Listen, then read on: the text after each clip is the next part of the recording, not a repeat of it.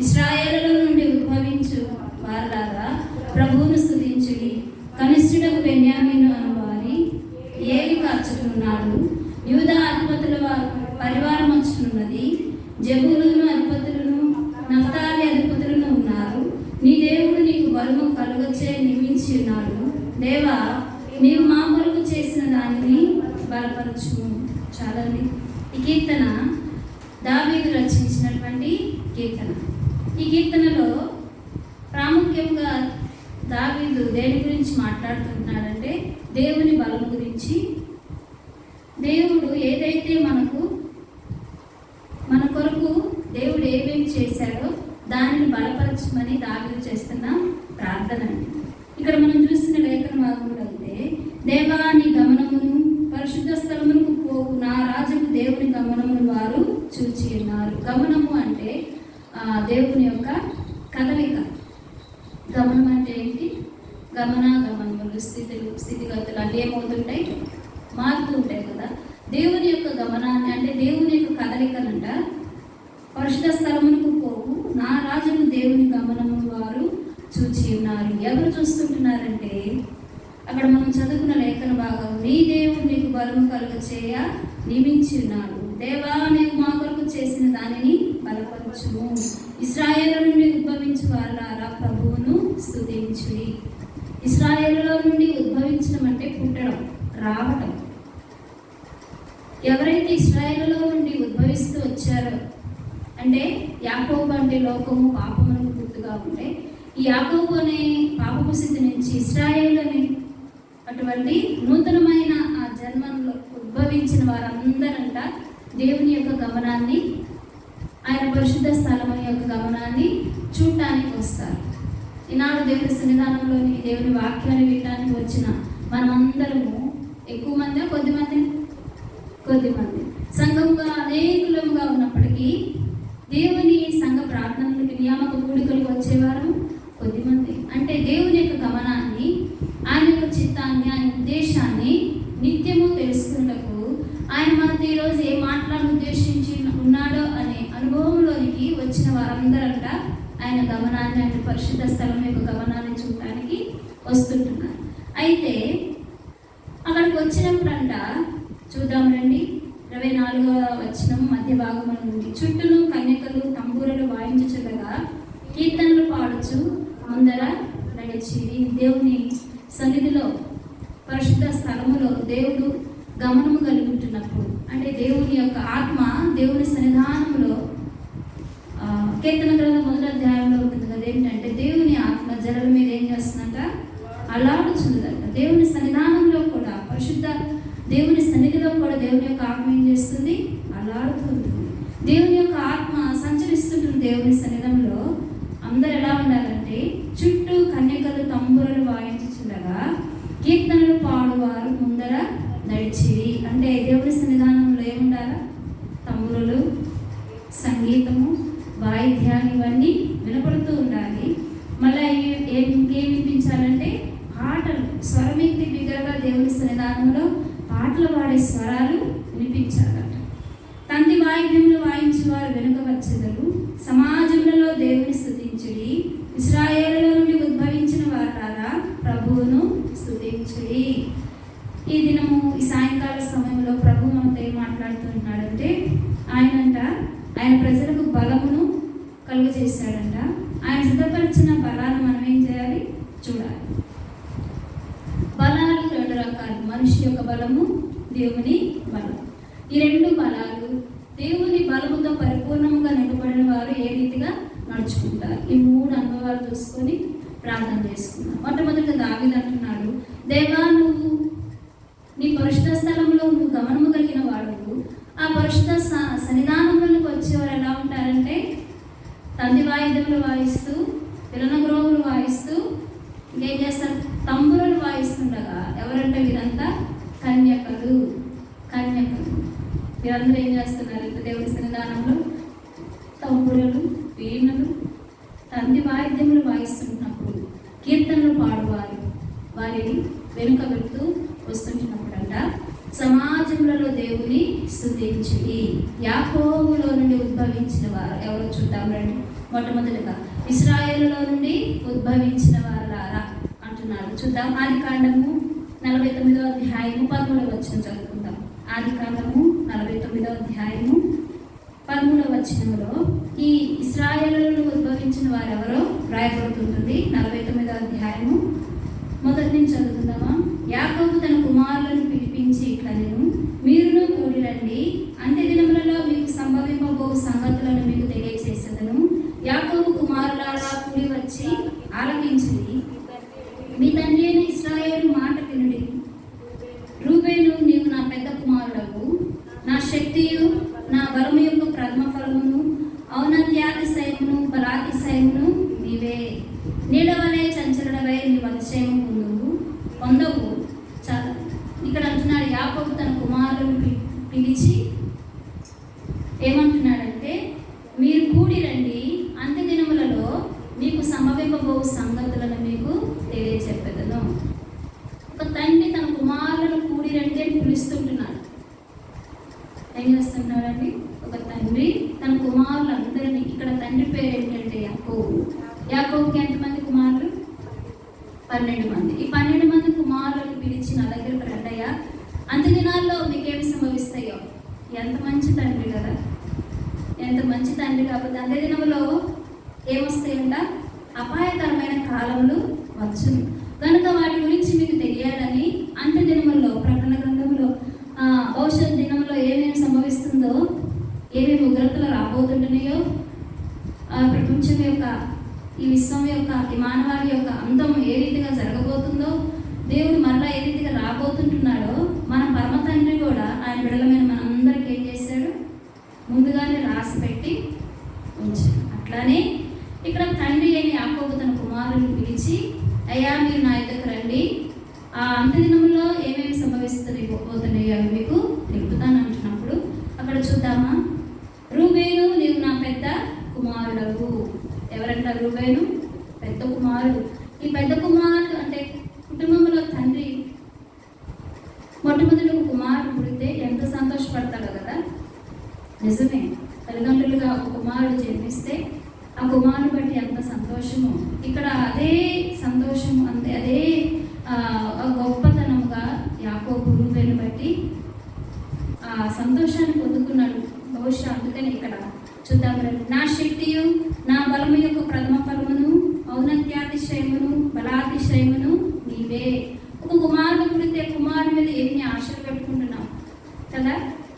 ఎన్ని ఆశలు అంటే బాగా చదివించాలి, నా మాట వింటాడు, దేవునికి లోబడతాడు, లేదంటే ఒక మంచి ఉన్నత స్థితిలోకి వస్తాడు, ఒక మంచి పెద్ద జాబ్ చేయాలి, బాగా సంపాదించాలి, నాకేం తీసుకురావాలా, నెల నెల ఇచ్చే జీతం నాకు చక్కగా తెచ్చివ్వాలి, జాగ్రత్త పరుడై ఉండాలి, ముందు భవిష్యత్తు విషయమై ఆలోచన కలిగి ఉండాలని ఎన్ని ఆలోచనలు కలిగి ఉంటామో ఒక తల్లిదండ్రులు నా బిడ్డల విషయమే. ఇక్కడ రూబేను విషయం కూడా యాకోబు అంటున్నాడు, నా శక్తియు నా బలము. చూడండి, యాకోబు యొక్క శక్తి అంటే ఎవరు? తన పెద్ద కుమారుడైన రూబేను అంట. నా శక్తియు నా బలము యొక్క ప్రథమ ఫలమును, ఔన్నత్యాతిశయమును బలాతిశయము నీవే. ఇది మానవుని యొక్క బలం. అంటే మానవుడు బిడ్డల విషయమై, వారి పక్షాన ఉన్న ప్రేమ విషయమై ఒక తండ్రి పెట్టుకుంటున్న కోరిక. అయ్యా, నువ్వు నా శక్తి, నా బలాతిశయమును బట్టి నువ్వు నాకు బలవంతుడుగా దేవుడు నాకు ఇచ్చాడని చెప్పి బలం యొక్క ప్రథమ ఫలం అంట. తన బలం యొక్క ప్రథమ ఫలమయ్యా అని చెప్పి ఆయన మీద ఎన్ని ఆశలు పెట్టుకుంటే చూడండి. 4వ వచనం, నీడవలే చంచలుడవై నీవు అతిశయం పొందవు, నీ తండ్రి మంచం మీదకి ఎక్కితివి, దానిని అపవిత్రము చేసితివి, అతడు నా మంచం మీదకి ఎక్కెను. ఏం చేశాడంట? ఎన్ని కోరికలు పెట్టుకున్నాడో కుమారుని గురించి తండ్రి. కానీ తండ్రి ఏం చేశాడు? కోరిక పెట్టుకున్నాడు కానీ కుమారుడు సరిగా జీవించాల. అందుకని అంటున్నాడు, నీడ వల్లే చంచలుడు కాకుండా ఉన్నావు, కానీ నువ్వేం చేసావంటే నువ్వు చేయకూడని పని చేస్తూ వచ్చావు. ఇక్కడ మానవుని యొక్క బలం ఏంటంటే, మానవుని బలం తనకున్న ఆస్తిని బట్టి కానీ, తనకున్న సంగతిని బట్టి కానీ, తనకున్న కుమారుని బట్టి కానీ, తనకు కలిగిన మేలుని బట్టి కానీ మానవుడు ఏం చేస్తాడు? నాకు ఇంత శక్తి ఉంది, నాకు ఇంత బలం ఉంది ఉందని అనుకుంటారు కదా. అయితే దేవుని యొక్క బలం చూద్దాం రండి. 2వ రాజుల గ్రంథము. మానవుని శక్తి, మానవుని యొక్క బలము అది శాశ్వతంగా నిలిచి ఉండదు. చూద్దాం 2వ రాజుల గ్రంథము 18వ అధ్యాయము. 2వ రాజుల గ్రంథము 18వ అధ్యాయము 19వ వచనం. అప్పుడు రబ్షాకే వారితో ఇట్లనెను, ఈ మాట హిజ్కియాతో తెలియజెప్పుడు మహారాజైన అష్షూరు రాజు సెలవిచ్చినదేమనగా, నీవిలాగ చెప్పవలెను, నీవు నమ్ముకున్న ఈ ఆశ్రయాస్పదము ఏ పాటి ప్రయోజనకారి, యుద్ధ విషయంలో నీ యోచనయు నీ బలమును వట్టి మాటలే.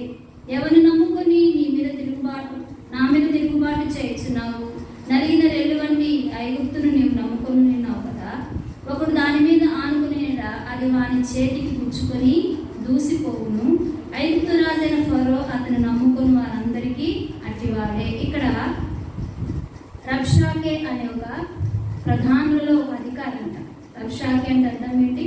ప్రధానులలో ఒక పెద్ద అధికారి. ఈ అధికారి హిజ్కియా దగ్గరికి వెళ్ళి అంటున్నాడు, నువ్వు ఏ బలమును ఏ అతిశయాన్ని బట్టి నువ్వు నా మీదకి యుద్ధానికి వస్తున్నావు? నువ్వెవరిని అండగా చేసుకుంటున్నావు? ఐగుప్తు రాజు యొక్క ఫరోను అండగా చేసుకుంటున్నావా?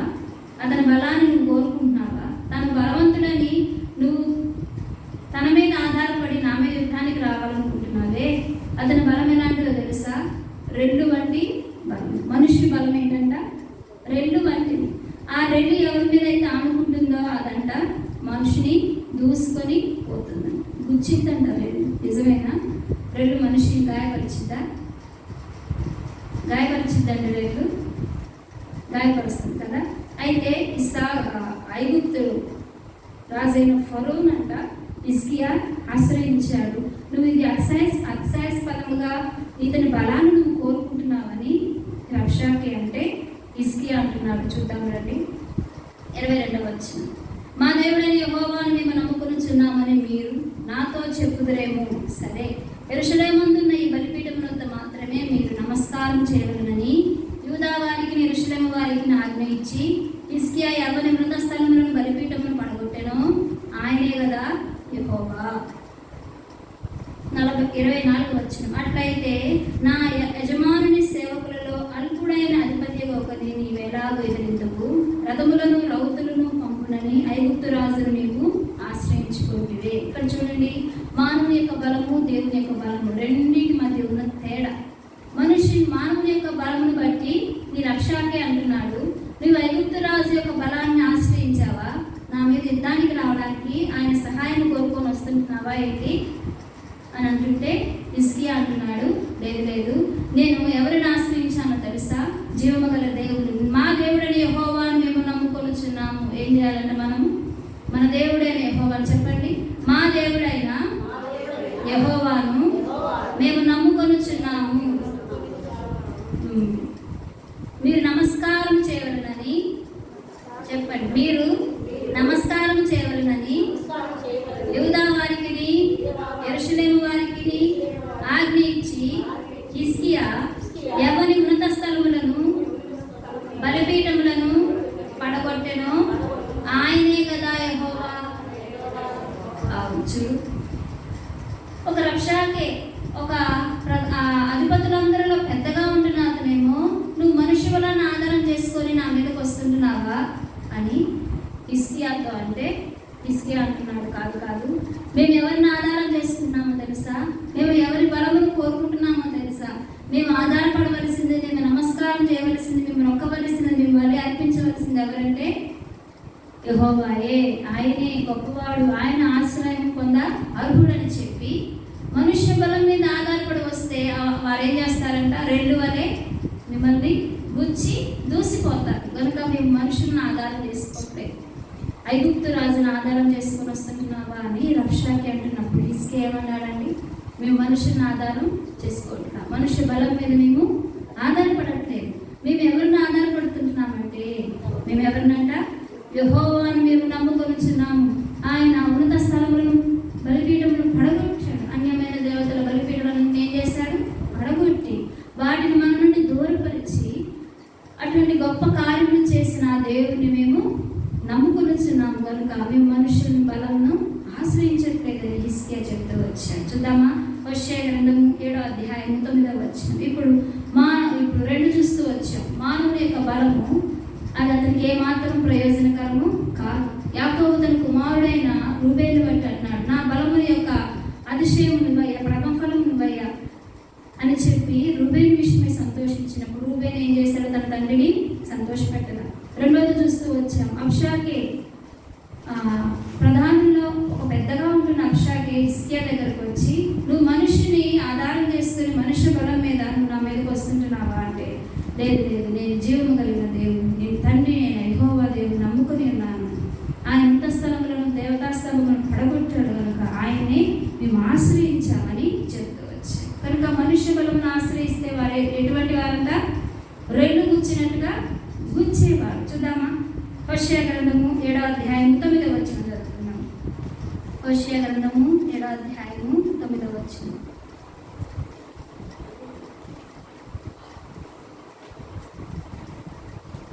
ఎనిమిదవ వచనం చదువుదాం. 7వ అధ్యాయం 8వ వచనం. ఎఫ్రాయిము అన్యజనులతో కలిసిపోయాను, ఎఫ్రాయిము ఎవరును తిప్పిపోయిన అమ్ము వంటి వాడాయను, అన్యులు అతని బలమును విడిగివేసినను అది అతనికి తెలియలేకపోయాను, తన తల మీద నరిసిన వెంట్రుకలు కనబడుచున్నను అది అతనికి తెలియలేదు.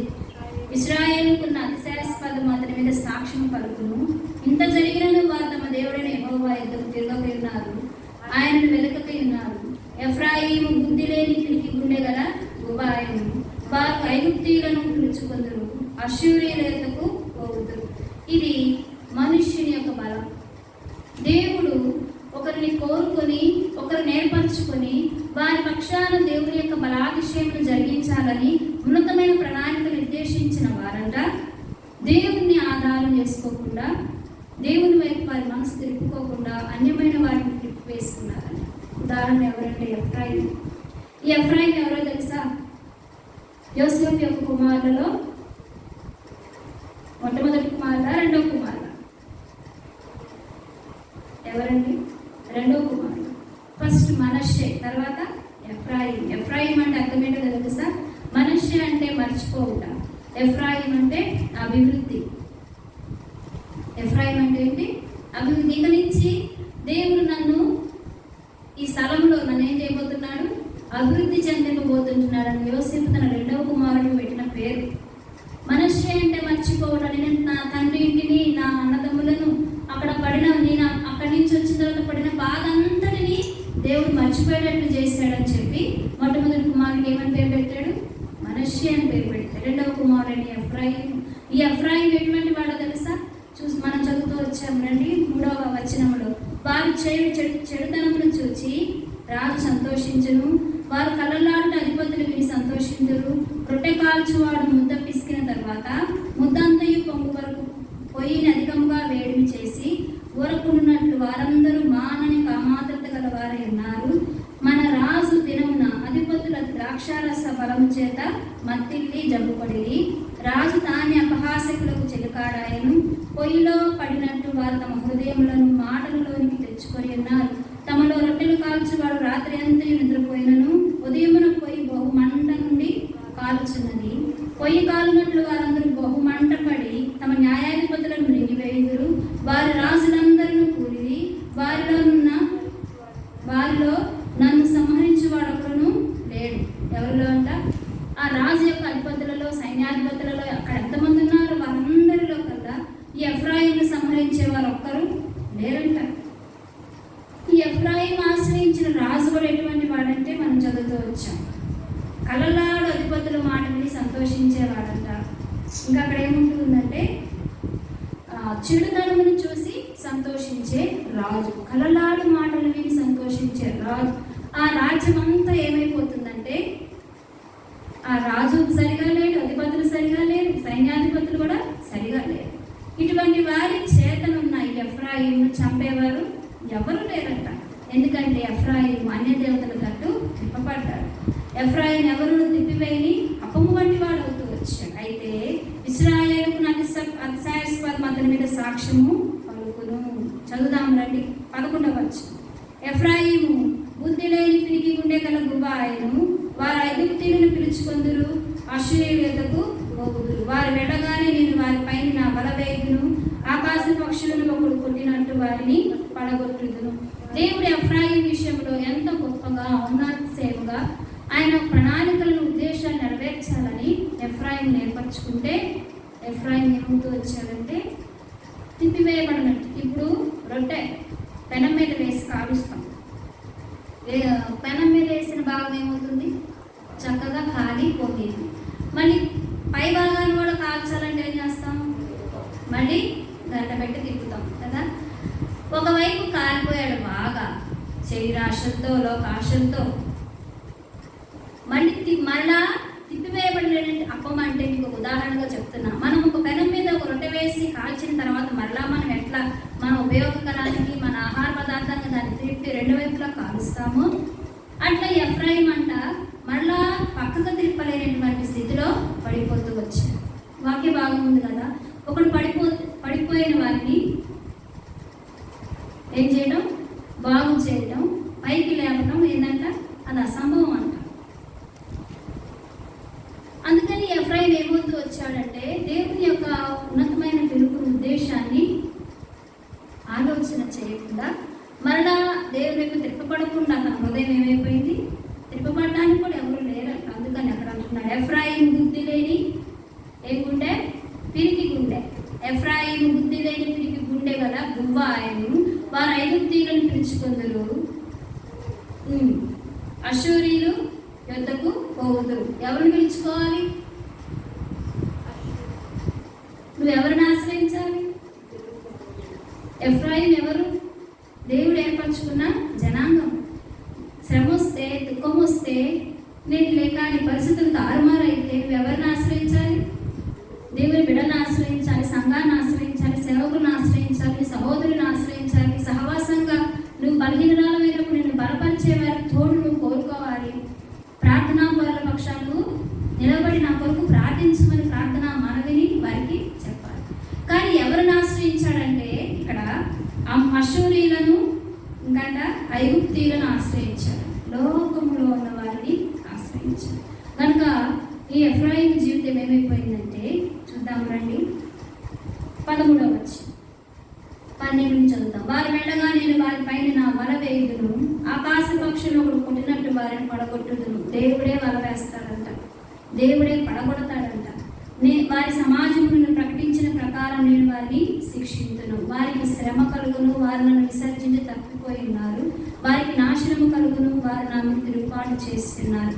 వారికి క్షేమ సంభవించును, నేను వారిని విమోచింప కోరేనను. వారు నా మీద అబద్ధములు చెప్పుదు, హృదయపూర్వకముగా నన్ను బతిమాలుకును. శయ్యల మీద పడి ఏం చేస్తారంట, కేకలు పరుండి కేకలు వేయుదురు. నన్ను విసర్జించి ధాన్య మధ్యములు కావాలని వారు గుంపులు కూడుదురు. అంటే చూడండి, ఐగుప్తీయులను అశ్వరీయులను ఆశ్రయించి ఎంత శ్రమను నాశనాన్ని గురి తెచ్చుకొని అప్పుడు కూడా ప్రార్థన చేస్తారంట. ఎట్లా, హృదయపూర్వకంగా ప్రార్థించరు.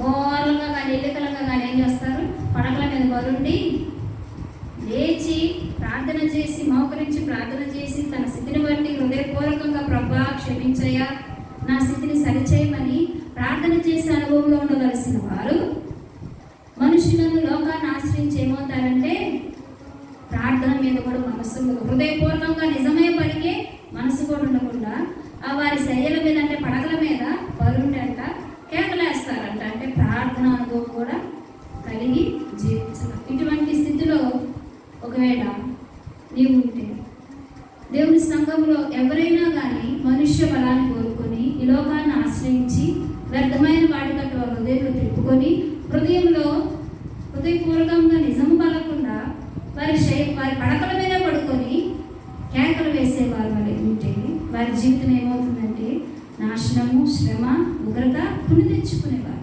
కనుక మనుష్య బలం మీద ఆధారపడితే ఎంతవరకు ఉంటాం, ఎంతవరకు నిలిచి ఉంటాం. అందుకని ప్రభు అంటాడు, నేనే వారి మీద ఏం వేస్తా, బల వేతును. ప్రభు ఏం చేస్తాడు, వారి మీద బల వేస్తాడు. నీకు వెనక తిరిగి రాకుండా నాశనం అయిపోతారు. శ్రమ వస్తుంది, క్షయం వస్తుందంట. క్షయం అంటే ఏంటో తెలుసా? క్షయం అంటే టీబీ, దగ్గు అంటారు కదా. అటువంటి కుదరని అనారోగ్య పరిస్థితులను వారిని నేను పంపించి వారిని ఏం చేస్తాను, నాశనానికి గురి చేస్తానంటున్నాడు. కనుక ఈ సాయంకాల సమయంలో ప్రభు సన్నిధానంలో చేరి మనం ఏం చేయాలంటే, ప్రభు మనుష్య బలాన్ని బట్టి కుమారుల మీదనో కుమార్తెల మీదనో లేదంటే మానవ సంతతి మీదనో ప్రేమ కలిగి, అయ్యా ఈ స్థితిలో వ్యవసాయ దశలో నేను నీ మీద ఆశలు పెట్టుకుంటున్నా, నేను నా బలాన్ని బట్టి నువ్వు నాకు దొరికావు కనుక నీ మీద ఎన్నో కోరికలు కలిగి ఉన్నానన్న కోరిక కూడా వ్యర్థమే. మనుషుల మీద కోరికలు పెట్టుకోక యాకోబు ఎన్నో కోరికలు పెట్టుకున్నాడు, రూబేను మీద నిలిచినయా నిలవలేదు. ఒక యుద్ధ విషయంలో హిజ్కియా దేవుణ్ణి అనుకున్నాడు, తన మనసు బలం దేవుడే నా బలం అనుకున్నాడు. కానీ రక్షాకే నువ్వు ఐగుప్తు రాజును రెండు వంటి అతని బలం మీద అతన్ని ఆశ్రయించి నువ్వు నా మీద యుద్ధానికి వస్తున్నావేమో, అతడు ఎటువంటి వాడు తెలుసా? ఎటువంటి వాడు?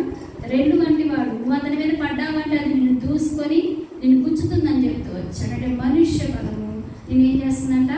గుచ్చుతుంది, నిన్ను గాయపరుస్తుంది, నిన్ను బలహీనపరుస్తుందని ఒక వ్యక్తి చెప్తూ వస్తే, ఇక్కడ ఎఫ్రాయిము దేవుని బిడ్డే కానీ ఏం చేయబడుతూ వచ్చాడు? తిప్పివేయబడలేకపోతూ వచ్చాడు. తన బలహీనతలతో కూరుకుపోతూ వచ్చాడు. పాతాళంలో అసలు గుడారమే లేక ఎడారిలో అరణ్య మార్గంలో ఒకనాడు చదువుకుంటూ వచ్చింది బాగా. నువ్వు ఏ స్థితిలో ఉన్నప్పుడు ఆయన నిన్ను కనుగొని పరామర్శించి నీ ఎద్దకు వచ్చి నీకు అన్నీ ఏర్పరిచినప్పుడు మళ్ళా నువ్వు ఆయనకి ఎంత కృతజ్ఞుడమై ఉండాలి, ఎంత దేవునికి గొప్ప ఔన్నత్యాన్ని గొప్పతనాన్ని కనపరచాలి, నీ ప్రేమను ఆయనకి వెల్లడి చేయాలి. కానీ నువ్వు ఎలా ఉంటున్నావు? లోకమును ఆశ్రయించి లోక స్నేహితులతో సహవాసించి ఎఫ్రాయిం వలె ఉంటే ఆయనే నీ మీద వల వేస్తాడంట, ఆయనే నీ పొదలని రోగాలను కలుగు చేస్తాడంట, ఆయనే నీ మీద శిక్షను రప్పిస్తాడంట. అపవాది సంబంధమైన శిక్షణని తప్పించేవాడు ప్రభు కదా. అపవాది వేస్తున్న ఉరులు అటు బాణాల నుంచి అటు వల నుంచి బంధకాల నుంచి విడిపించేవాడు తండ్రి దేవుడు. కానీ ఆయనకి నువ్వు విముఖుడమైతే ఆయనే నీ మీద ఏం వేస్తానంటున్నాడు? వల వేస్తానంట. ఆ వలలో ఎంతమంది చిక్కుబడి ఉన్నారు ప్రభా. రాత్రి కాల సమయంలో నేనున్నానా, నా కుటుంబం ఉన్నదా ప్రభా, నీ సన్నిధానానికి వస్తుంటున్నా. ప్రియమైన సంఘంలో సహోదరులు సహోదరులు కుటుంబాలు ప్రభా ఇటు రీతిగా ఉండే తిప్పివేయబడిన స్థితిలో ఉంటే ఎంతగా ప్రభు కార్యాలు దేవుని ఉన్నతమైన ప్రణాళికలు జరిగిస్తుంటున్నా చూస్తుంటున్నా కానీ సరిచేయబడని జీవితాలతో ఉంటే ప్రభా దయతో నాయన వారు మనుషుల బలంతో కాక తండ్రి నీ ఏర్పాటు ఉద్దేశాన్ని బట్టి నువ్వు వారిని పిలుచుకున్న పిలుపుని బట్టి వారి మీద ఉన్న గొప్ప ఔన్నత్యాన్ని బట్టి తెలుసా, దేవుని పిలుపుని బట్టి దేవుడు ఏర్పరచుకున్న వారిలో సంసోను ఉన్నాడు కదా. సంసోను ఉన్నాడు, అది మనకు తెలిసిందే. చదువుదాం, బహుశా ముందున్న భాగంలో సంసోను గురించి కూడా వస్తుంది. ద్వితీయోపదేశకాండం చదువుదామా? ద్వితీయోపదేశకాండం 33వ అధ్యాయం. ఇది దేవుని బలం కోరుకున్న వ్యక్తి యొక్క జీవితం. అది దేవుని బలం ఇటు మనుష్య బలం రెండు చూసుకుంటూ వస్తున్నాం. ఇప్పుడేమో దేవుని బలమును కోరుకున్న వ్యక్తి యొక్క జీవితం ఎలా ఉంటుందో చూద్దాం రండి. ద్వితీయోపదేశకాండం 33వ అధ్యాయము 8వ వచనం. లేవీని గురించి ఇట్లా నేను నీ తుమ్మీము నీ ఊరీము నీ భక్తునికి కలుగు మస్సాలో నీవు అతని పరిశోధించితివి, మెరీబా నీళ్ళు అతనితో వివాదపడితివి.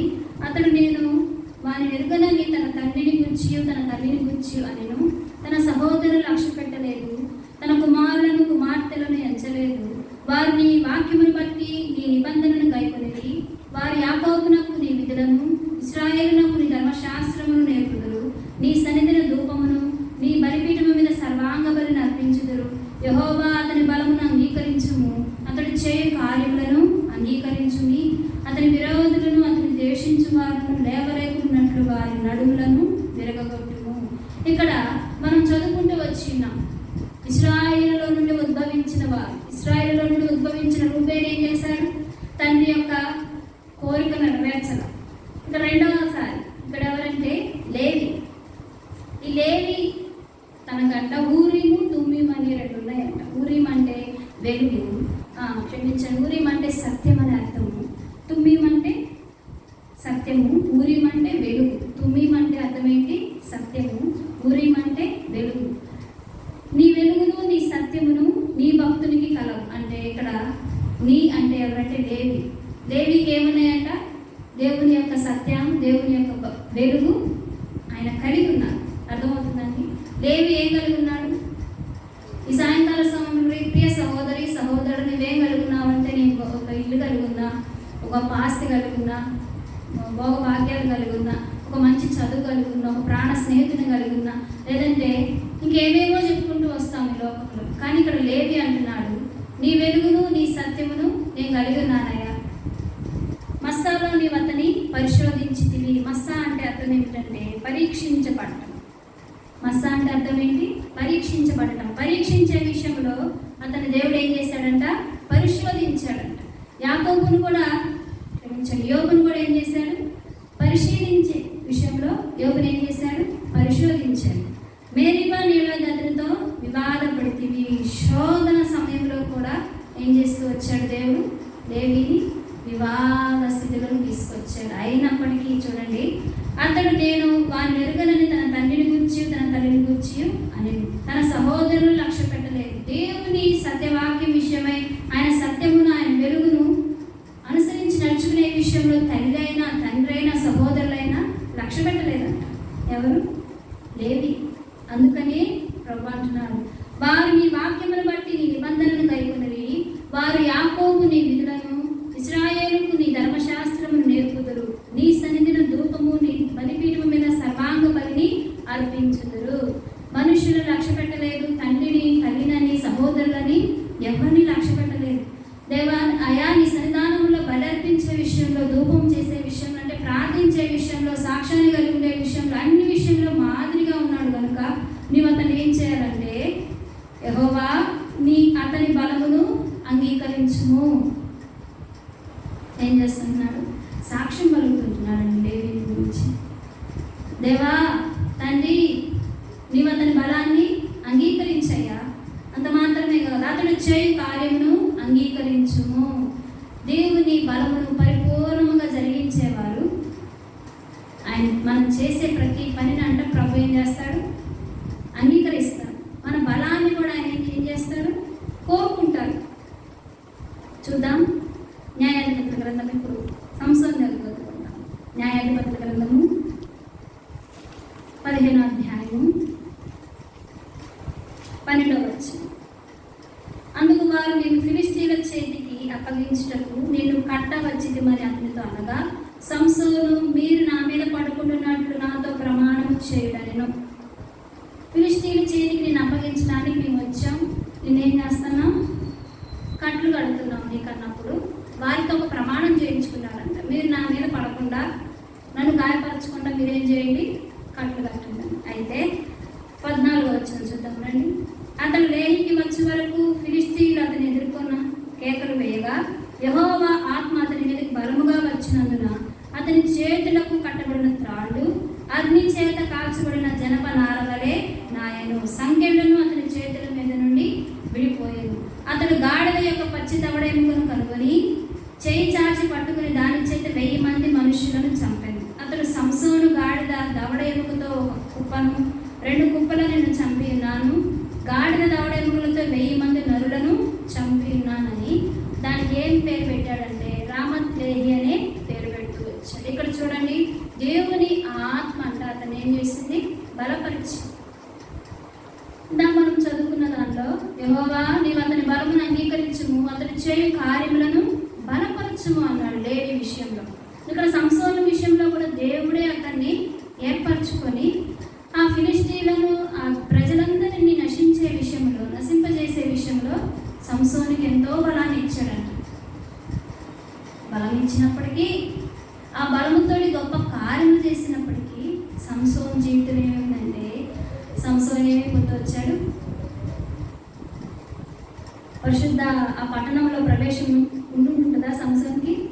లేదు. ఎందుకంటే ఒక వేశ్య చేతిలో, దెలీలా చేతిలో పట్టబడి తన బలమును, సామెతల గ్రంథంలో ఉంది కదా, ఏమని రాయబడి ఉంటుంది సామెతల గ్రంథంలో? నీ బలమును ఎవరికి ఇవ్వకూడదంట? పరస్త్రీ కంట నీ బలమును ఇవ్వకూడదంట. ఈనాడు ఎంతమంది యవన సహోదరులు, యవన సహోదరులు వారి బలమును వారి ఇష్టంగా, వారికి ఇష్టం వచ్చినట్లు యవన కార్యాలకు, వారి శోధనలో పడిపోతూ వారి బలాన్ని దుర్వినియోగపరుస్తుంటున్నారు. యవన కాలంలోనే నువ్వు దేవుని సన్నిధానంలో బలవంతుడు అవ్వాలంటే నీ యవనత్వంలోనే నువ్వేం చేయాలా? ప్రభువును సొంత రక్షకునిగా అంగీకరించాలి. సంసోను కూడా దేవుని ఆత్మ బలపరిచినప్పుడు గొప్పగా కార్యాలు చేస్తూ వచ్చాడు. కానీ తన హృదయం దేవుని దృష్టికి సరిగా లేదు, బలహీనైపోతూ వచ్చింది. తుచ్చమైన క్షణికావేశాలకు లోనైపోయి దేవుని యొక్క ఉన్నత ప్రణాళికలను త్రోసిపుచ్చాడు. రాత్రి సమయంలో ప్రియవనుడా, నీ జీవితం ఎలా ఉందా? ఏ విషయాలు త్రోసిపుచ్చుతున్నావు? లేవి తన తల్లిని తండ్రిని ఎవరిని లక్ష్య పెట్టలేదంట. ఈనాడు తండ్రిని లక్ష్య పెట్టకుండా, తల్లిని లక్ష్య పెట్టకుండా, సహోదరుని లక్ష్య పెట్టకుండా నీ ఇష్టంగా నీ కోరికలను బట్టి తిరుగుతున్నావే, నీ కార్యాలు చేస్తుంటున్నావే. ఒక సమయం ఉంది, ఆ సమయం నువ్వేం చేస్తావు? బోరు మరి ఏడ్చినా నేను పట్టించుకొని ఉండవు. ఎందుకంటే ఇది కృపాకాలం. నీ విషయం ఎంతమంది రోధిస్తుంటున్నారు. తల్లి రోదన చూడు, తల్లి బాధను చూడు. సంఘంలో నీ కొరకు ఎంతమంది ప్రార్థన చేస్తుంటున్నారు, అంగలారుస్తుంటున్నారు. అటు ప్రార్థన దేవుడు ఆలకిస్తున్నాడు. కనుకనే నీకేం ఇస్తున్నాడు? సమయం ఇస్తుంటున్నాడు. సమయం ఉండగానే నువ్వేం చేయాలంటే ప్రభువును సంరక్షకునిగా అంగీకరించుకుంటే నీ బలము పరస్త్రీలకు వేశ్యలకు ఇచ్చి నీ యవన బలాన్ని దుర్వినియోగపరచుకో. ఈ రీతికి ఎవరైనా దుర్వినియోగపరచుకుంటే సంసోను సాదృశ్యంగా తీసుకో. సంసోను యొక్క బలం ఎంత బలం, కానీ ఆ బలాన్ని బట్టి దేవుని సంతోషపరిచాడా? సంతోషపరచాడు. తన క్షణికావేశంతో తప్పుడు నిర్ణయాలతో తన జీవితాన్ని చేసుకున్నాడు. మధ్యలోనే ఎంతవరకు చాలు అనుకొని ముగించుకున్నాడు. లేదు దేవుని యొక్క ఉన్నత ప్రణాళికల లోపలి జీవించినట్లయితే సంస్థల జీవితం వారి యొక్క రీతిగా ఉండేది. అర్థమవుతుందండి? దేవుడు ఏర్పరచుకున్న ఎఫ్రాయిము తిరిపివేయబడిన అప్పం వంటి వాడయ్యాడు. మనుషుల బలం మీద ఆధారపడుతూ వచ్చాడు. దేవుడు ఏర్పరచుకున్న సంస్థను దేవుని ఆత్మచేత బలపరచబడుతున్నప్పుడల్లా దేవుని సంబంధమైన కార్యాలు జరిగించాడు. తన మనిషి ప్రేరేపణ బట్టి నడుచుకున్నప్పుడల్లా శరీర కార్యములతో పతనమైపోతూ వచ్చాడు. కనుక నువ్వు ఎవరి బలాన్ని కోరుకుంటున్నావు? ఏ ఆత్మ నడిపింపులో నువ్వు ఉంటున్నావు? దాన్ని మనం ఏం చేసుకోవాలి? పరిశీలనగా పరిశోధించుకొని దేవుని చేతికి మన ఆత్మను అప్పగించుకోవాలి. చూద్దాం రండి. చివరిగా అపోస్తల కార్యములు ఒక మాట చదువుకుందాం. అపోస్తల కార్యములు 4వ అధ్యాయము 33వ వచనం, 32 చదువుదామా? 4వ అధ్యాయం 32వ వచనం. అపోస్తల కార్యములు ఇక్కడ ఒక దేవుని ఆత్మ బలము చేత నింపబడి దేవుని పని జరిగిస్తున్న ఒక వ్యక్తి చూద్దాం. అపోస్తల కార్యం 4వ అధ్యాయం 33. ఇప్పుడు మనం 2 చూస్తూ వచ్చు. ఒక తండ్రి తన కుమారుడి మీద పెట్టుకున్న బలము నిలవబడ, యుద్ధంలో ఒక అధికారి ఒక రాజు పక్షాన్ని పెట్టుకున్న ఆ నమ్మకం ఓడిపోయింది. ఎఫ్రాయిము నిర్వీర్యం అయిపోతుంది, నశించిపోతూ వచ్చింది. సంసోను ఎంత గొప్పగా బలవంతుడని పేరు పొందినా దేవుని ఉన్నత ప్రణాళికల ప్రకారం నశించిపోతూ వచ్చింది. ఎందుకంటే దేవుని పిలుపు లోబడి జీవించదు. ఇక్కడ దేవుని ఆత్మచేత నింపబడుతున్న పౌలు చూద్దాం రండి. అపోస్తల కార్యములు 4వ అధ్యాయం 32వ వచనం. విశ్వసించిన వారందరూ ఏక హృదయము ఏక ఆత్మీయ గలవారై ఉండి ఎవడనూ తనకు కలిగిన వాటిలో ఏది తనదని అనుకొనలేదు. వారికి కలిగినదంతయు వారికి సమిష్టిగా ఉండెను. ఇదియుగాక అపోస్తలులు బహుబలముగా ప్రభువైన యేసు పునరుద్ధానం గురించి సాక్ష్యం ఇచ్చిరి. దేవుని సన్నిధానంలో దేవుని కొరకై నేను నిలవబడాలి, దేవుని పని చేయాలి, దేవునికి ఇష్టడుగా జీవించాలని ప్రేరణ, అటు కోరిక, అటు ఆశ, తలంపు, ఉద్దేశం నీకుంటే నువ్వు ఎలా ఉండాలో తెలుసా? చదువుదామా మళ్ళీ. ఇదియుగాక అపోస్తలులు బహుబలముగా ప్రభువైన యేసు పునరుద్ధానం గురించి సాక్ష్యం ఇచ్చిరి. క్రీస్తు పునరుద్ధానం గురించి ఎవరైతే సాక్ష్యం ఇస్తారో వారే బహుబలముగా దేవుని ఆత్మ ప్రేరేపణను బట్టి దేవుని పని జరిగిస్తారు. యేసుక్రీస్తు ప్రభు యొక్క శిష్యులు ఎంతమంది? 12 మంది కదా. ఆ 12 మందిలో చివరి వాడైన ఇస్కరియోతు యూదా స్థానం ఎవరు ఇచ్చారు? అపోస్తలుడైన పౌలుకి ఇచ్చారు. కానీ పరిశుద్ధ గ్రంథంలో యేసుక్రీస్తు ప్రభు వారు పొందినటువంటి కఠిన శ్రమలు, అంత శిక్ష అందరూ పొందుకుంటూ వచ్చారు. కానీ దేవుని యొక్క ఉన్నత ప్రణాళిక ఉద్దేశాన్ని నెరవేర్చింది మాత్రం ఎవరంటే అపోస్తలుడైన పౌలే. అందుకని అంటున్నాడు, నేను క్రీస్తును కోరి నడుచుకున్న ప్రకారము మీరు నన్ను కోరి నడుచుకునండి. ఆ పోలికేంటి? అవసరమైతే ఆయన కోసం నేను అన్నీ వదులుకుంటా, నిలవబడతానన్న మాటలే. క్రీస్తు పునరుద్ధానము సాక్షించే విషయంలో నువ్వు బహుబలము పొందుకొని ఉండాలంటే నేను చేయాలో తెలుసా?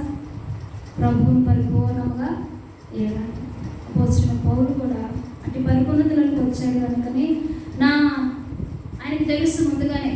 ప్రభువారు చెప్పాడు, నువ్వు నా పని విషయంలో, స్వార్థ విషయంలో ఎన్నో శ్రమలు, నీ కొరకు ఎన్నో బంధకాలు, నీ కొరకు ఎన్నో ఇబ్బందులు, కష్టము, నష్టం అన్నీ ఎదురు చూస్తున్నాయి. నువ్వు నా పని చేయాలంటే సంతోషంగా ఒప్పుకున్నాడంటే ఎంత ఆత్మీయమైన పరిపూర్ణతలోకి వచ్చి ఉన్నాడు. ఇటువంటి ప్రశ్న మనకు వేస్తే మనం ఉంటామా? నువ్వు నా పని చేయాలనే ఆలోచన, ఉద్దేశం తప్పన నీకుంది కదా. నువ్వు నా పని చేసే విషయంలో అనేకులు నిందిస్తారు, హింసిస్తారు, చెడ మాటలా పలుకుతారు. వాక్యం ఉంది కదా. అయినప్పటికీ నువ్వు సంతోషించి ఆనందించు. నీ ఫలము పరలోకంలో అధికమవుతుంది. నువ్వు నిందలు పొందుకుంటావు, శ్రమ పడతావు, అనేకమైన శ్రమలు వస్తాయి, శోధనలు వస్తాయి, ఆకలి దప్పులు ఉంటాయి, వస్త్రహీనత ఉంటుంది.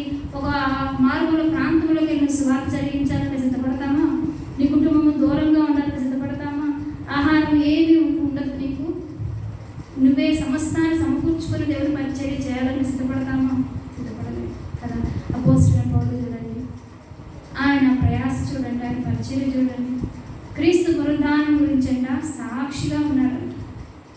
ఇట్టి వారి మీదకి దేవుని ఆత్మ బహుబలముగా దిగి వస్తాడు.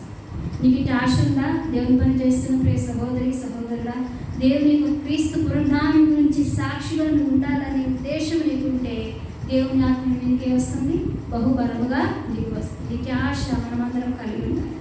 ఇటు ఆశ నేను కలిగి ఉండాలి. ఇటు తపన నీకు నాకుంటే మనం బహు బలవంతులం అవుతాం. అందుకని ఎఫెసీ రాసిన పత్రికలో ఉంటుంది, తుదకు ప్రభు యొక్క మహాశక్తిని బట్టి ఏమి ఉండాలంట? బలవంతులై ఉండాలి. ప్రభు యొక్క మహాశక్తి, కార్యశక్తి అనే కొలసీ రాసిన పత్రిక 1వ అధ్యాయం 29 ఉంటుంది. ఒక్క మాట చూద్దానండి.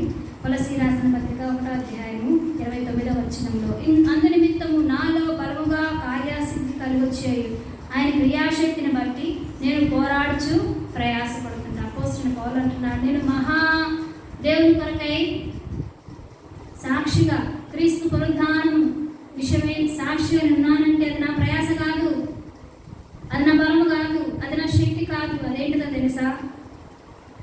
నాలో బలముగా కార్యసిద్ధి కలిగించే ఆయన క్రియాశక్తిని బట్టి నేను పోరాడుచు ప్రయాసపడుతుంటున్నాను. దినాల్లో ఎంతమంది సేవకులు ప్రయాసపడుతున్నారు, పోరాడుతున్నారు, కానీ అది వారి బలం కాదు, అది వారి ప్రయాస కాదు. దేవుడే వారి హృదయంలో కార్యసిద్ధిని కలుగ చేస్తున్నాడు. ఏం కార్యసిద్ధి తెలుసా? క్రియాశక్తిని బట్టి, దేవుని యొక్క క్రియాశక్తిని బట్టి ప్రతి ఒక్కరి హృదయంలో కార్యసిద్ధిని కలుగ చేసి ప్రయాసపడేటట్లుగా, పోరాడేటట్లుగా దేవుని యొక్క ఆత్మ బహుబలముగా పనిచేస్తుంది. కనుక దేవుని బలము 3 రకాలు. బలము 3 రకాలంట. ఒకటేంటి? మనుష్య బలము, దేవుని బలము. దేవుని ఆత్మ బహుబలముగా పనిచేసేవారు ఎలా ఉంటారు? 3 రకాలు చూసుకుంటూ వచ్చాం. మనుష్య బలమును కోరుకున్న యాకోబు యొక్క పెద్ద కుమారుడు రూబేనేమవుతూ వచ్చాను. మనుష్య బలమును ఆశ్రయించి నా మీదకి వస్తుంటున్నావా అని ఇస్కియాతో మాట్లాడుతున్న రక్షాకి అశూరు సైన్యం ఏముంటుందంటే, మనుష్య బలం ఏం చేస్తుందంటే 2 వలే గుంచుతుందంట, నేను గాయపరుస్తుందంట. దేవుడు ఏర్పరచుకున్నారు ఇద్దరిని, కానీ వాళ్ళు నిలవబడలేకపోతూ వచ్చారు. ఎఫ్రాయిము, సంసోను. పరిపూర్ణంగా క్రీస్తు పునరుద్ధానానికి సాక్షించడానికి వచ్చిన పౌలు అంటున్నాడు, ఇది నా పోరాటం కాదయ్యా, ఇది నా ప్రయాస కాదు. ఆయన క్రియాశక్తే నాలో ఏం చేస్తుంది? కార్యసాధకం జరిగించి నన్ను పోరాడేలాగా, ప్రయాసపడేలాగా చేస్తుంది అంటున్నాడు. మనం ఏం చేయాలంటే క్రీస్తు పునరుద్ధానం గురించి మనం సాక్ష్యమై ఉండాలి. యేసు క్రీస్తు పునరుద్ధానం గురించి మనం సాక్ష్యమై ఉండాలి. ఎవరికైనా సువార్త జరిగించడానికి వెళ్ళినప్పుడు నీకు ఆ రోగం తగ్గింది, నీకు డబ్బులు వస్తాయి, నువ్వు ఇల్లు కట్టుకుంటావు, నీకు బిడ్డలు కొడతారు, మందిరానికి రా అని చెప్పకూడదు. నువ్వు పరలోక రాజ్యానికి వెళ్తావు, ఈ లోకంలో ఉన్నా లేకపోయినా దేవుడు అన్నీ ఇస్తాడు, ఇంతకు మించిన గొప్ప రాజ్యం ఉన్నది, ఆ రాజ్యంలో చేరాలంటే అతి ఆశ కలిగి ఉంటూ ఆయన సన్నిధానానికి రమ్మని క్రీస్తు పునరుద్ధానం గురించి చెప్పాలి. ఈ లోకంలో దేవుడు అనబడుతున్న వారు ఎవ్వరు మరణించి మళ్ళా తిరిగి లేచి మృత్యువును జయించి సజీవు లెక్కలో పరమందున సింహాసనం మీద కూర్చుని మన కొరకు విజ్ఞాపన చేస్తున్న వారి లోకంలో ఎవరు లేరు. ఏకైక దేవుడుగా ఆయన గురించి మనం ఏం చేయాలంట?